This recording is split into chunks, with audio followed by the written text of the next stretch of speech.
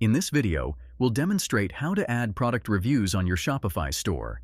But before we dive into this, I'd like to invite you to hit that like button if you're excited to learn about adding product reviews on Shopify, and share your thoughts in the comments below.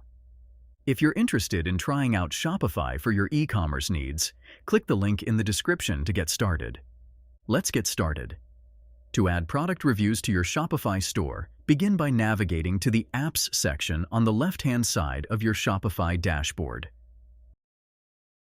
In the App Store's search bar, type Product Reviews. Look for an app that seamlessly integrates with Shopify. For instance, you can explore options like apps developed by Shopify itself. Once you find the suitable app, click on Add App and then Install App at the top right corner. After installing the app, head over to your online store. Click on the Customize button, and in the Catalog section, select a product. To add the product review section, click on Add Block. Look for the option related to reviews or star ratings, and add the Reviews section to your product page. Once added, you can enable customers to write reviews. Click on Write a Review or similar options provided by the app.